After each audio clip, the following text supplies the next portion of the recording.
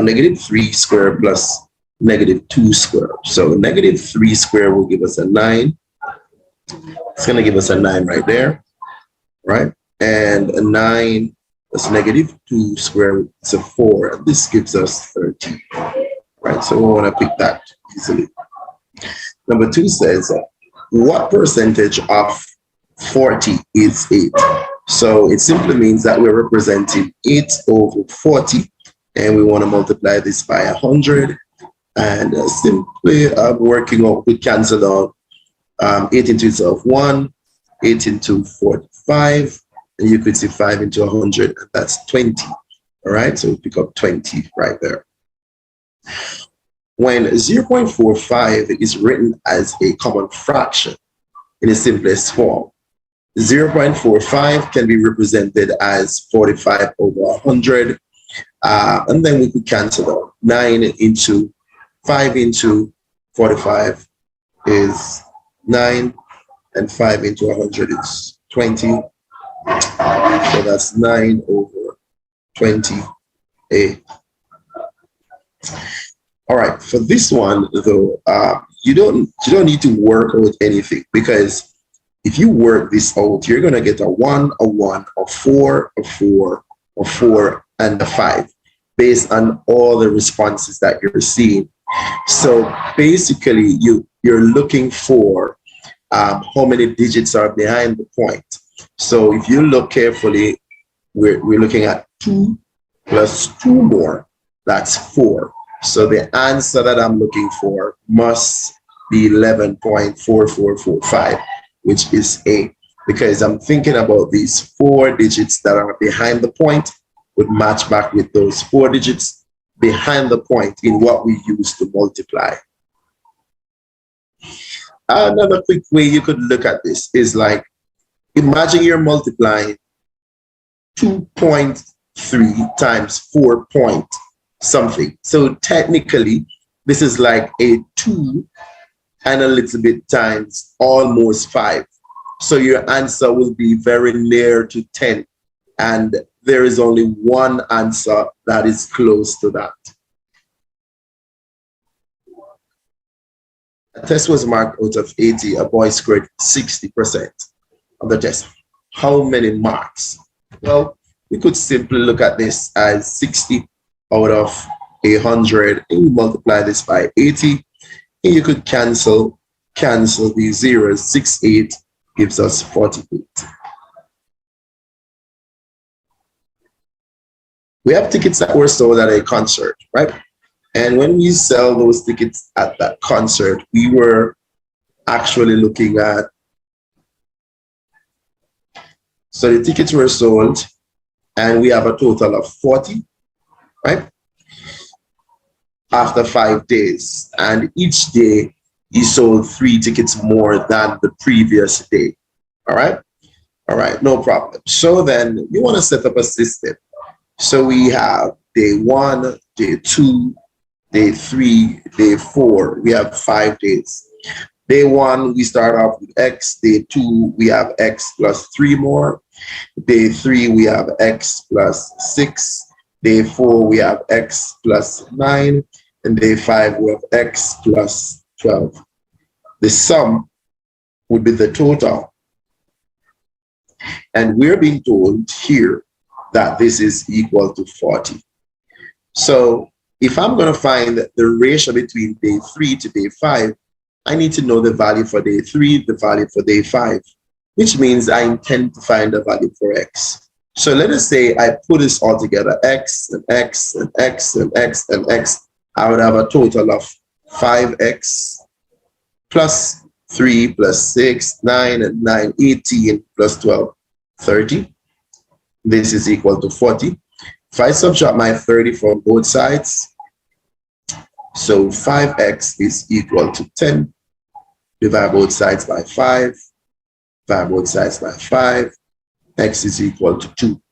Now, because I know that X is equal to 2, then on this day, X plus 6 is giving us 2 plus 6, which is 8.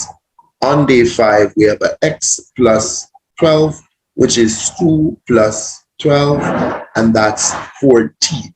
So we're going to compare day 3, which is 8, to day 5, which is 14. It's not there, so you cancel out. 2 into 8 is 4, and 2 into 14 is 7. So our answer is 4 to 7. All right, now let's go for number 7. For number 7, we're dealing with integers, which are just negative numbers, and you're talking about negative numbers or whole numbers and the negative of the whole numbers, right? So we're dealing with those numbers. So here is the deal. Here is the deal with that. We're coming from -2 all the way to +4.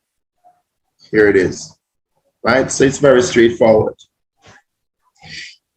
A set of positive integers that is divisible by 6. So this is numbers that would go to infinity, numbers that 6 could go into without a remainder. We can't tell how many, right? For this one here, based on what we have, there's a general formula that says, if I want to find the number of elements in, let us say, A intercept B, it's going to equal to the number of elements in A plus the number of elements in B minus the number of elements in A union B. Do not mix up the union with the universal set, and that's an issue. So what we're looking at here is that A is 14, B is 15, the union is 23, not 25.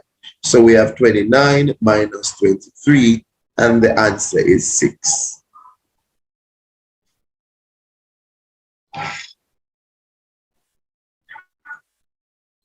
For this one, we're looking at this diagram. The question says, how many people play both? When you observe this set, the moment you're in set C, you're automatically in set T as well. So those who played both would have been in the inner circle right there. So we're talking about Paul and Rima. So it's 2 persons that played both. How many students played exactly 1?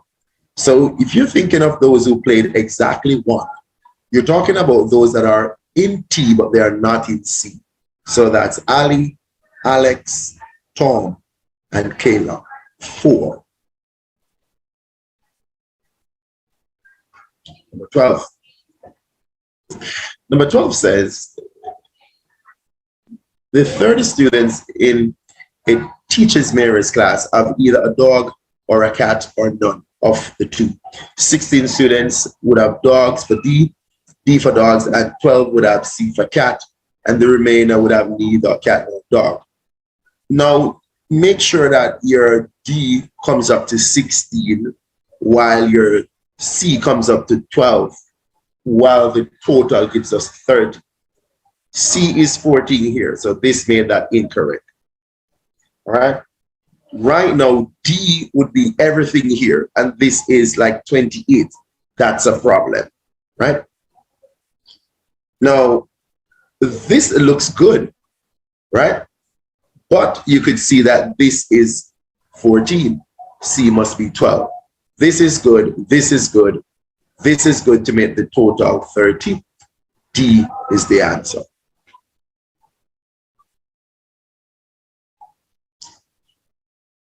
Now, at a bank, EC $2.60 is equivalent to $1 for every $1 exchange.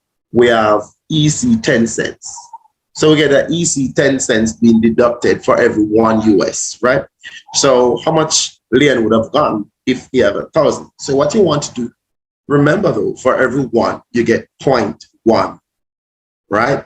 Or 10 cents. So you want to multiply your 10 cents by 1,000, right? When you multiply this by 1,000, you're going to realize that, hey, 10 cents multiplied by 1,000 will give you $100. This is going to be 100 EC that will be deducted from what? You're changing 2.6 times 1,000. You're going to get 2,600. You're not going to get all of that because $100 will be taking out, right? So it's $2,500 that would be left for Leah. Just which costs $1,800 is sold at a discount of 10%. The amount of the discount is what? A number of ways. If you know a figure and you want to find 10%, it's easily drop off the zero at the back, and that is 10%. That's 180. Let us say that you don't know that. You could simply work this out by saying 10% of 1,800. So you could now cancel your zeros. For example, these two zeros here could have canceled these two. So 10 times 18 will give 180. You still would have gotten that, right? Let's go to 15. Number 15 says $7,000 is borrowed at a rate of 5% for 3 years. The simple interest would be what? The simple interest formula is simply P times R times T over 100. The money invested or borrowed, that's your principal. Your rate is 5 and the time is 3. What we have here is 7,000 multiplied by 5 multiplied by 3 all over 100. This 100 could cancel into the 7,000. You get 70. So we're left with 70 times 5. This is 350 multiplied by 3. And this will give you 1,050. And here is the answer. An article bought for $125 was sold for 100. The loss as a percentage of the cost. Let us look at the loss. Our loss will be 125. And we want to take out that 100. We're left with $25. That's the loss. Now you're going to represent this as a percentage of the cost. The cost was 125. So it's 25 over 125. And then you want to change that to a percentage. 25 into itself 1. 25 into 125 is 5. 5 into itself 1. 5 into it is 20. 1 times 20 is 20. Right? So 1 times 20 is 20.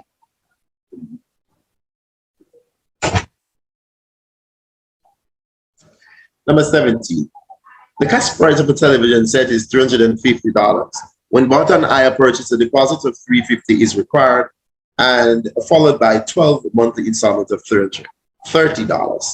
How much is saved by buying cash? What is hire purchase? Hire purchase is simply making a deposit plus the amount payable, right? So the amount payable would be that amount that you would have gone back over time. What are we looking at? The deposit is $35 and you're going to pay $30 by 12. That's $360 plus your 35. That is $395. Now, if you want to know what you would have saved, you want to subtract that $350 from it, and you're left with $45. That's what you would have saved. Number 18 says, if the simple interest on 900 for 4% per annum for T years is this, what is T? T refers to time. This is my principal, this is my rate, this is my interest. 100 times my interest over P times R would give me T. So it's going to be 100 times 108 over 900 times 4. You could cancel out. For example, the 100 and the 900 leave 9. 9 into itself is 1, and 9 into 108 will give me about 12. 4 into itself 1, and 4 into 12 is 3. So I'd have 3 as the answer right there. 19. At the end of the year, a car is worth 5% less than what it was worth. If a car is worth 19,000 in December of 2021, then in January of 2021, it was what? Be advised, if I have a fraction of an amount and I need the original, I can reciprocate that fraction multiplied by the amount that I got. For example, 95%, which is 95 over 100, is actually 19,000. So if I want to find that original, I reciprocate my fraction, so it becomes 100 over 95. And I multiply this by 19,000, and it's going to tell me the figure that was from the beginning. 95 into itself 1, we get 200 there. 100 times 200 would give me 20,000. My answer is B. Another way you could approach the problem is to take the answers and find 5% of it. For example, if you're looking at 20,000, 10% of 20,000 is just to drop a zero off. And then now 5% would have been to divide this by 2. So you're seeing that's 1,000. So if you now take that 1,000 from it, you would see that you would have gotten that 19,000, which is 5% coming off. Diverse ways of working. You could work it out, or you could take the answers to eliminate things that cannot. Man's regular salary is $8 per hour, up to 40 hours. Overtime is twice his payment. If he was paid 480, how many hours of overtime did he work? Now, what you want to do is to know what he would have worked for 40 hours. 40 hours at $8 per hour, he's going to give him $320. That's his normal pay, his basic. Now, you want to subtract this 320 from that 480. You're going to get $160. And this is going to be overtime money. So I'll call it OT money. Now, remember that the rates on overtime will be double. It will be 8 times 2. So it's going to get $16 an hour. Now, if you make $160 working at $16 per hour, you could tell the time that it took, 10 hours. Right? 21. 21 is simply saying that 7 times the product of the two numbers, A and B, would be what? Product. We're multiplying 7 times A times B. And there it is. For this, the LCM is simply 6x, not 6x squared. All right? Now, 2 into 6x is 3 times. 3 times 1 is 3. 3 into 6x is 2 times. 2 times 1 is 2. So if we should add these, we'll have 5 over 6x. There it is. What is the value of x squared plus the 3x all over xy? X squared. What is x? 4. 4 squared plus 3y, 3 times 2, all over xy. And this is going to be 4 times 2. 16 plus 6 over 8. 22 over 8 is the same as 11 over 4. And if that is not there, 4 into 11, 2 times, and remainder 3 over 4. Here's my answer. Now we want to solve this for x. You want to distribute. So let us set it up. 5 times x gives us 10x. 5 times -1 is -5. And this is equal to 35. We're going to add 5 to both sides. The intention is to have the x's alone. 10x is now equal to 40. Then I'm going to divide by 10. So x is equal to 4. And there's the answer. John has X marbles. Take note. Max has twice, 2x, right? Now, Max gave John 5 of his. How many marbles does John now have? So we're focusing on John. John would have gained 5 on what he had. So the answer is x plus 5. Now, if you take a quick look at this, you want to study the pattern, you want to see what's going on. Well, if we multiply 2 times 3 and then add 6, I'll get 12. If I multiply 2 times 2, that's 4, and I add 5, I'll get 9. Based on that pattern, then here is the idea. 2 times the first digit, which is A, plus the last one, which is B. So we're looking for this.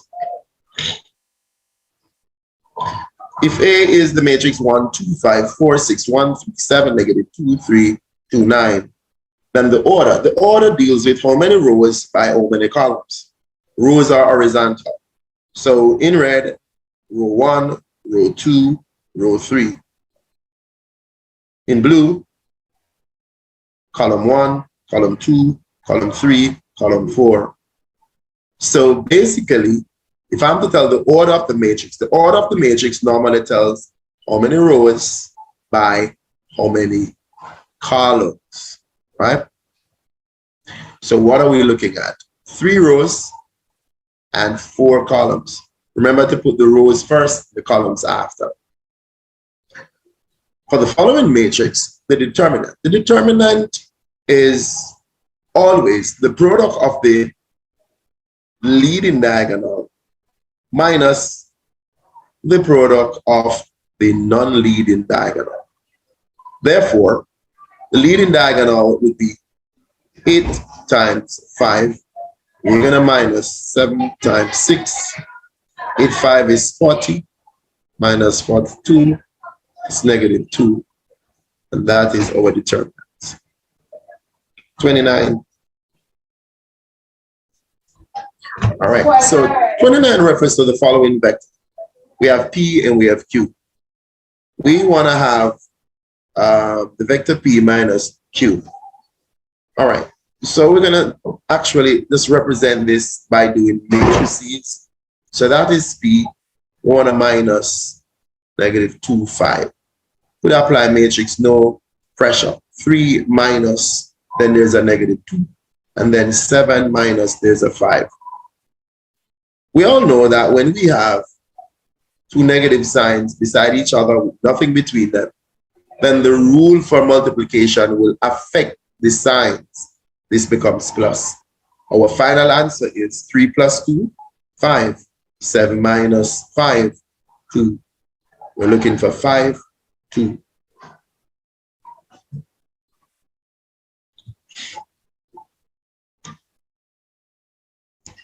All right. So item 30 is referring to that diagram with the triangle OLM. All right, OLM, in which R is the midpoint of OL and T is the midpoint of OM. Further, we're told that OR, so the direction is important. OR is A and OT, direction is important, is B. Because R is the midpoint of OL, that means this is A. And because T is the midpoint of OM, that means this is B here. The question wants us to find RM. So we're moving from R all the way to M, going that way. Now, if I want to find RM, it simply means that I'm going to move from R, I'm going to walk to O, and then move from O and end up at M. So we could represent this. For example, RM is a result of moving from R to O, then move from O to M. When we're going to do this, we have to pay attention to the sign, to the arrow, the direction the arrow is going to. For example, we're going to go from R to O. We did not get RO, we got OR. So if I'm coming against the arrow, I'm coming in the opposite direction of that arrow, I have to change that. So this is now going to be a minus A because I'm going in the opposite direction. And then I'm going to go all the way from O to N. So there are two B's there, so it's 2B. If you do not see that, a lot of times they'll put the positive one in front, then the minus the next one. So we see this, we take it.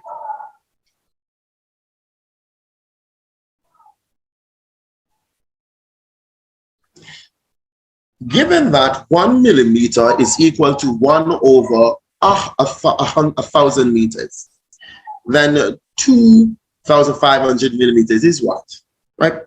We can simply look at this. It's going to be over 2,500 multiplied by 1 over 1,000. This is the same thing as saying 2,500 divided by 1,000. Same principle. So you could see, you could cancel the 2 zeros if you want, and then dividing by 10, decimal point is going to end up right there. Or from here, 1, 2, 3, so it's going to go between the 2 and the 5, just like that. The volume of a cube whose edge is 10. So if I have a cube looking like this, the edge is 10. Remember, for cubes, all the sides are of the same length. So even if the diagram is not drawn to scale, it's fine. The result is going to be 10 times 10 times 10. This is going to be 1,000 cm cube. The answer is D. At a party, a number of guests were served. 15 liters of champagne. Each guest had 2 glasses of champagne. And in those glasses, you have 150 milliliters. Assuming no spillage, how many guests were there? What I want to know, I'm going to find out right now, right? How many champagne each person would have, because we were told each guest has 2 glasses. And in each glass, it's going to be 150. So I could find out the number, or a number to represent the amount of champagne in milliliters every guest would have. 300. One in the right and one in the left, I suppose. Now, in order to execute now, we're going to convert our 15. I want to convert our 15 liters to milliliter. It's going to be equivalent to 1,15,000, because for every 1,000 milliliter, it's 1 liter. So this becomes 15,000 milliliter. So if I want to know the number of guests, I'm going to divide the amount each guest has into the 15,000. You could take off the zeros, 3 into itself 1, 3 into 55, 3 into 0, 0. Our answer is 50 right there. 50 persons were there. All right, item 34 refers to the following diagram of a trapezium PQRS. And we're seeing the parallel sides are as follows. I'll highlight them, 8 and 18. The height is h. Question 1, if the area of the trapezium is 65, then what is the height? Concept for the area of a trapezium. The area of a trapezium is half the sum of a plus b, and a plus b is referring to the sum of the parallel side times the height. So we could just simply substitute what we have. For example, we have the area 65.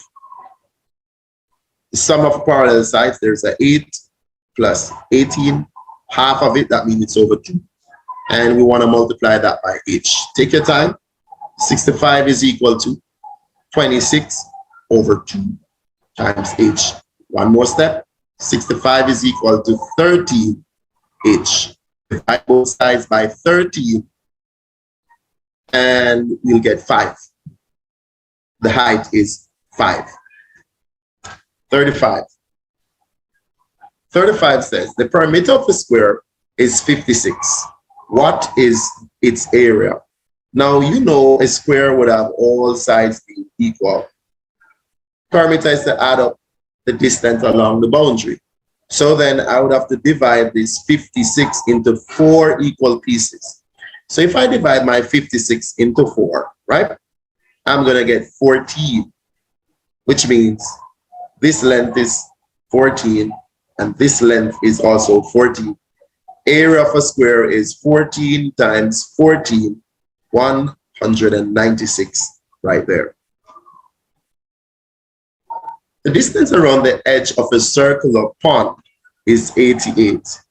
The radius in meters is what?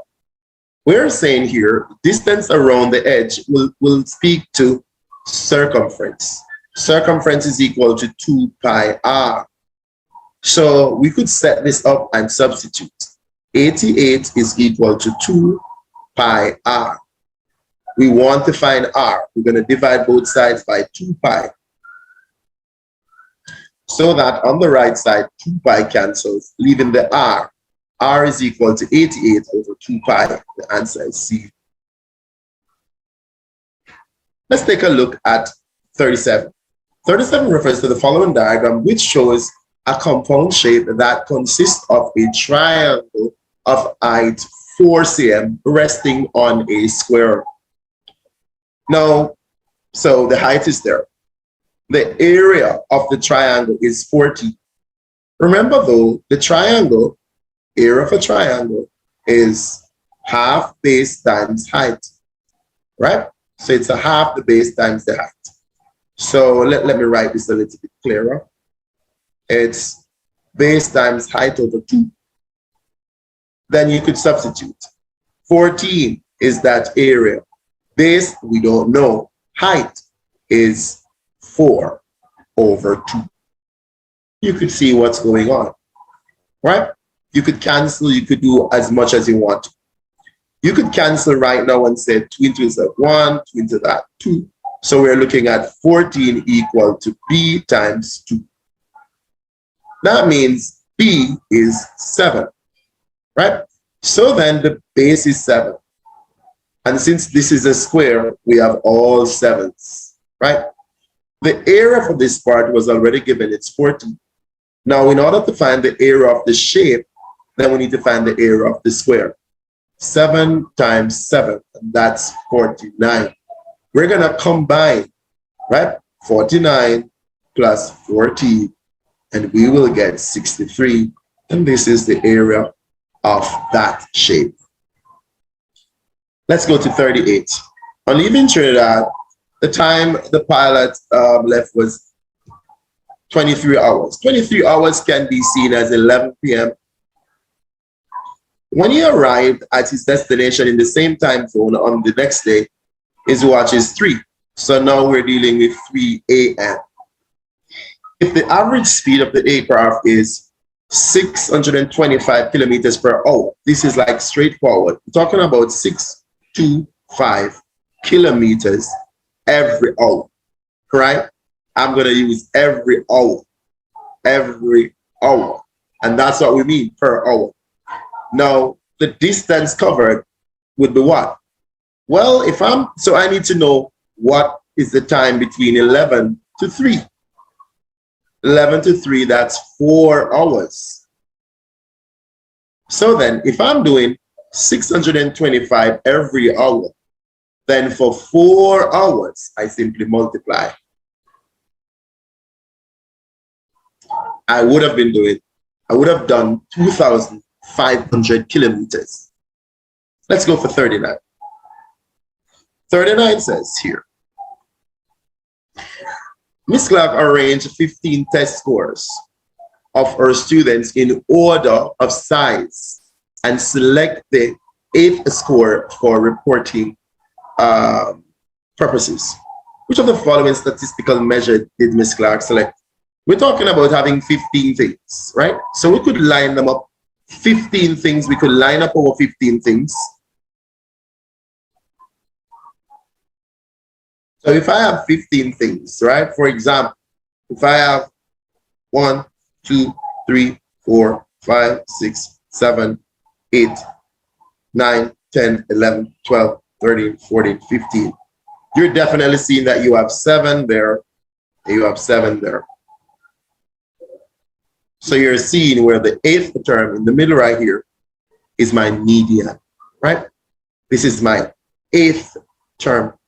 This is my median right here, my middle term. All right, so it says here 40 and 41 will be referring to the diagram blue. All right, we're talking about the frequency of 200 students right there. All right, so we want to take a quick look at this, see what's going on. The question says how many students score at most 45, right? All right, so how many students score at most 45? We could quickly take this to have a very good look if we want. At most 45. All right, let's go for that. All right, so at most 45. So here is our diagram. We're going to take 45. We want to mark where 45 is, right? So 45 is right here. So we're going to follow this line all the way up. And we're going to read it off. And then we're going to pick the answer that they have that matches what we have here. So let's see how best we could get this. There you go. All right, so we have that line touches the curve right there. And then we're going to come across.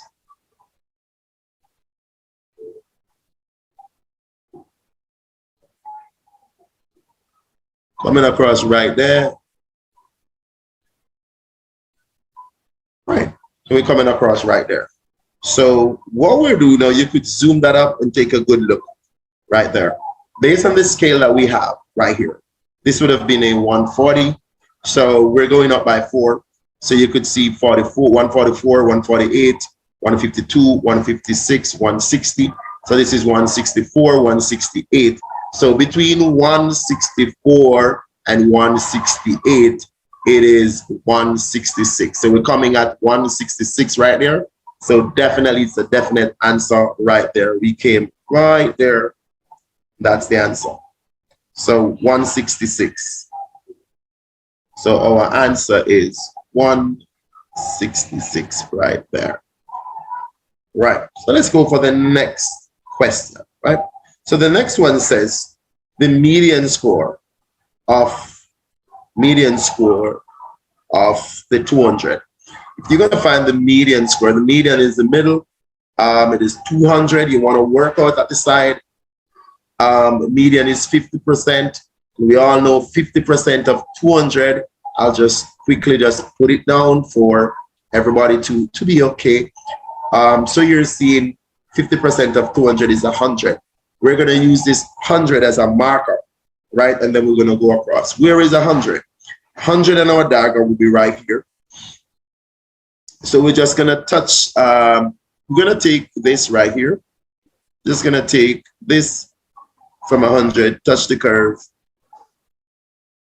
Wherever it touches the curve, you go down, right?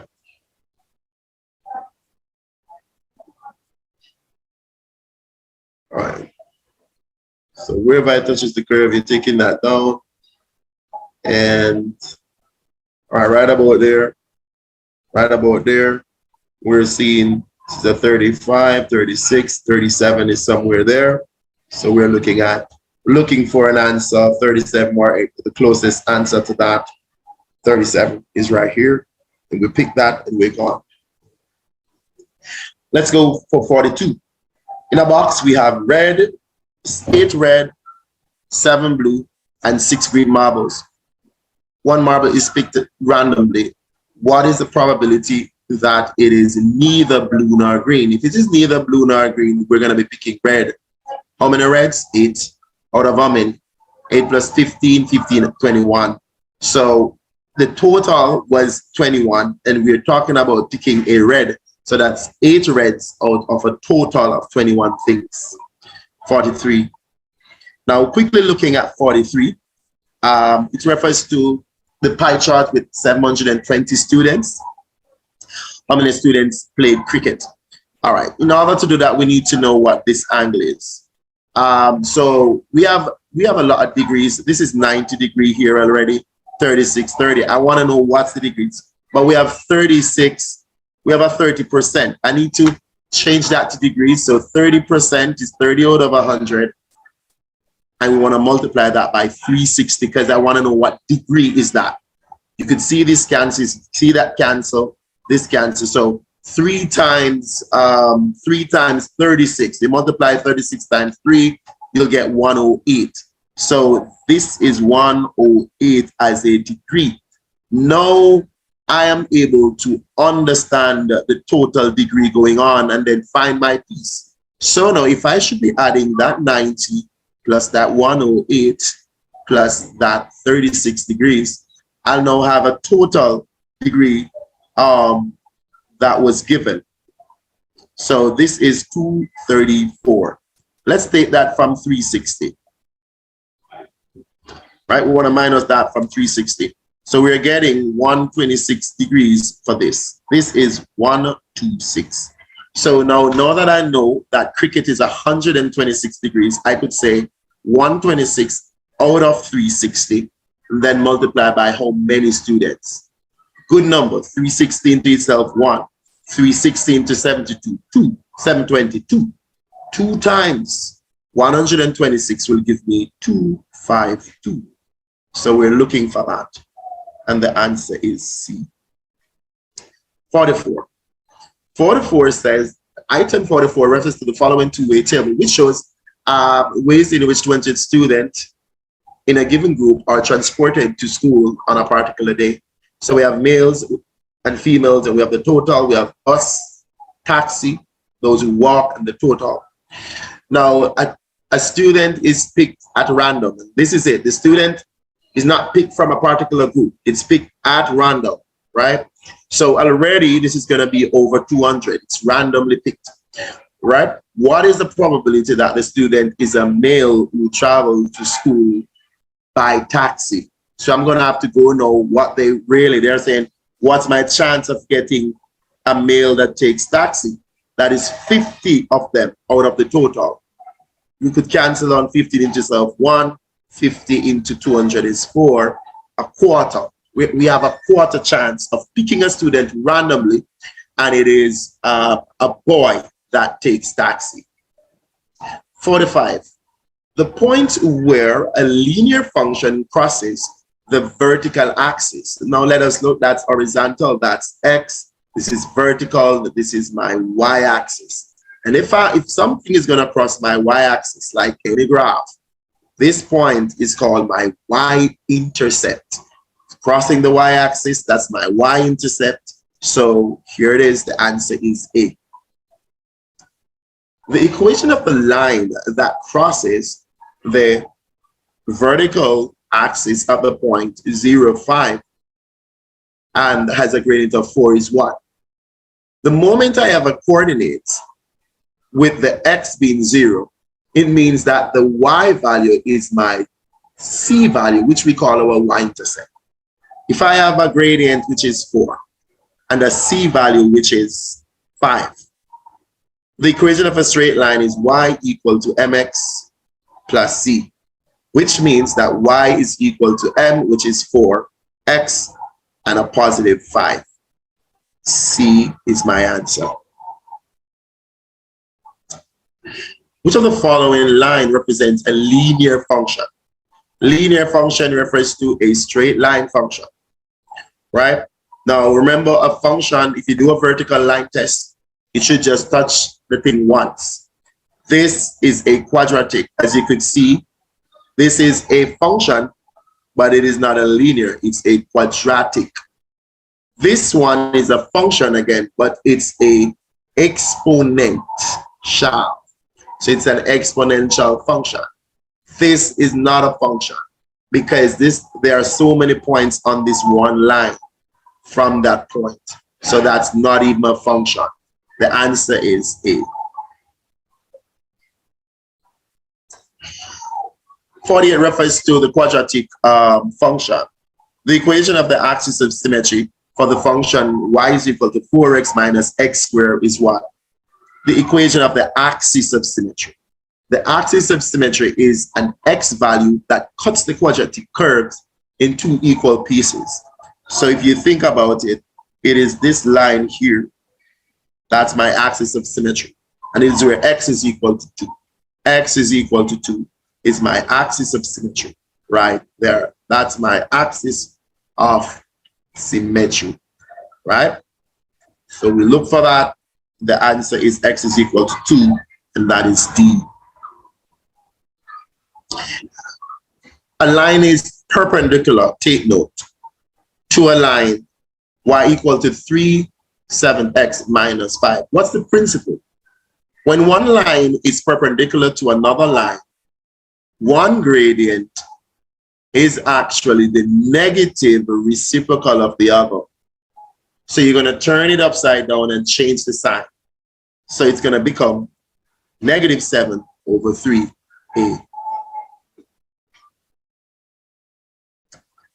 If g of x is equal to 7x minus 3 all over 5, then g of negative 6. If I'm going to do g of negative 6, I'm simply going to substitute negative 6 where x is. And when I do so, I'm going to execute slowly, making sure there is no error. 7 times negative 6 is negative 42. There is already a minus 3 at the back, all over 5. Negative 42 minus 3 is negative 45. If you divide that by 9, by 5, should say, by 5, the answer is negative 9. That is A. Item 51 refers to the following arrow diagram, right? It refers to the following arrow diagram. Now we're seeing the x values all over here, and they're producing some y values all over here. There is a direct relationship going on. Look, you notice 2 plus 3 gives you 5. 5 plus 3 gives you 8. 8 plus 3 gives you 11. 11 plus 3 gives you 14. What we're noticing is that the x value, whenever you add 3 to it, it gives you the y value. So y is equal to x plus 3 is what we're looking for. Be careful. Look at this. You can make an error. You can make errors. Take a quick look. Make sure. 42. 42 says the function, the range of f of x is equal to x to the third for the domain negative 2, negative 1, 0, 1, 2 is what? All we're going to do is to substitute. You want to substitute negative 2 to the third, negative 1 to the third, 0 to the third, 1 to the third, 2 to the third. And this is going to give you negative 8, negative 1, 0, 1, 8. Answer is D. Item 53 refers to the following diagram of a translation. So what we're looking at here, you're noticing though that you have corresponding points on top of each other basically. We have R, R prime, we have P, we see P prime, we see Q, we see Q prime. Definitely there is an imaginary line somewhere here, which is what we call our mirror line. Definitely you could see the idea. You could see the idea. You could see the idea, right? So we're looking at a reflection. This is a reflection. 54. In which of the following polygon does the sum of the measure of the interior angles, the sum of the measure of the exterior angles? Concept here, all exterior angles of every polygon, doesn't matter how many sides it has. Exterior angles add to 360. And then quadrilateral interior angles will add to 360. So then you would see that quadrilateral is the only one that suits that. 55. 55 refers to the following diagram, which shows the straight line y equal negative x. So we got the line y equal negative x. And what is the image of the line y equal negative x when it is rotated anti-clockwise about the origin? All right. Now, if I rotate it 90 degrees, we're going to go 90 degrees anti-clockwise. So then it's going to come somewhere here, because we're going in that direction, which means this one is going in that direction as well. So you could see a 90-degree popping there. If you did it from this side, you'll see a 90-degree popping there. It becomes y equal x. What you're noticing, if you rotate y equal x or y equal negative x anti-clockwise or clockwise 90 degree or even 270 degrees, you will get each other. So if you rotate one, you'll get the other one. As long as you go 270 or 90 in any direction. So then y equal negative x will turn into y equal x. We have to be careful. We have to look at what we have so that we don't error. Let's go. For this one, we're looking at it says, if you look, item 56, it refers to the following diagram, which shows the translation. So you're told already it's a translation of a triangle ABC to triangle A prime, B prime, C prime. All right. In the diagram, the translation by which ABC is mapped onto A prime, B prime, C prime is represented by what? If I want to know, I just pick on a point. There are 3 sets of points to pick on. I could calculate it using arithmetic with my matrix, or I could just do my walking, my vector walk. I'm going to walk from C to C prime. I could have walked from B to B prime. I could have walked from A to A prime. I'm just going to do one. For example, I'm at A prime here. I'm at C here. I'm going to move 1, 2, 3, 4, 5 places to the left. With a leftward movement, that means it's a -5 I have on top. So my T on top, that's a -5 already. Then I'm going to go up 1, 2, 3. If I go up, it's a positive movement of 3. So then my translation is -5, 3. So we look for that. -5, 3 is at A, and we're gone. 57. Item 57 refers to the following right angle triangle. Now, in the triangle, the angle BAC is given as 30 and AB is 40. The length AB in meters. So we want to know the length AC in meters, should say. We want to know the length of this side. Now, if I'm using the 30 degrees, I have a limited option. I could use cos 30 degrees, which will be AC over 40. But there's no answer here with cos 30, which means this could not work, right?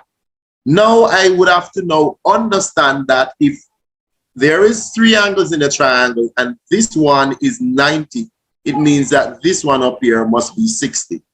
So now I'm going to look from where 60 is. 60 to AC is opposite. And this is the hypotenuse. Now, opposite and hypotenuse will be dealing with the sine of the angle, which is equal to the opposite side over the hypotenuse side. So then we're suggesting that sine of 60 is equal to AC all over 40. So if I multiply both sides by 40, I'm definitely seeing that AC 40 sine 60 here. All right. Item 58 refers to the following diagram of the enlargement. You have O, A prime, O, B prime, and O, C prime are straight lines. We're seeing those. ABC is mapped onto the triangle. ABC is mapped onto triangle A prime, B prime, C prime by an enlargement with center O. What is the scale factor? Concept of the scale factor. Scale factor is always an idea for the image divided by an idea for the object. Now, I'm going to be picking on a number of things. For example, 1, I could pick on B prime, C prime, and compare it with BC. For example, this is 2 units long, this is 1. So one of my answers, I could look at it like this, 2 over 1, the scale factor is 2. What if you saw something else? For example, somebody might say, hey, I saw this side here. and I'm going to relate it to this side. That's fine, right? The two greens can be related. This is 4, this is 2. Therefore, the scale factor still would have been the image on top, 4, object, 2. We would have gotten 2 nonetheless. So whichever way you want to approach it, the answer is C, 2 as the scale factor. 59. A plane is flying in the direction of 40 degrees.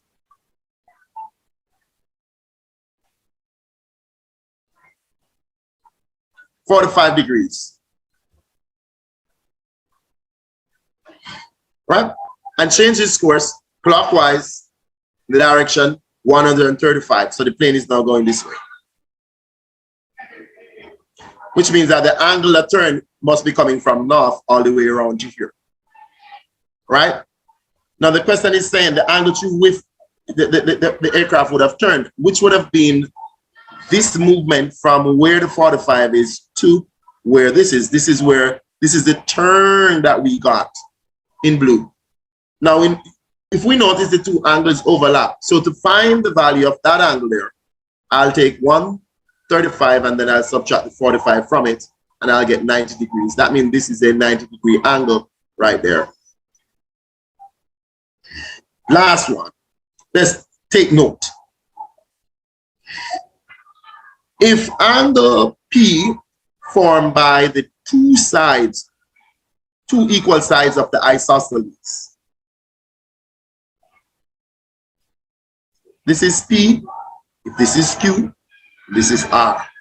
The two equal sides, they form P. So this is equal to that. This angle is given as X. This is the angle that is different. This angle is different. Whenever the two sides meet, that angle is different. So then, in order to find angle at Q, which is the same value as angle at R, I need to take X out of 180. And anything I get, I need to divide it in 2 pieces to share for Q or R. C is the answer, right?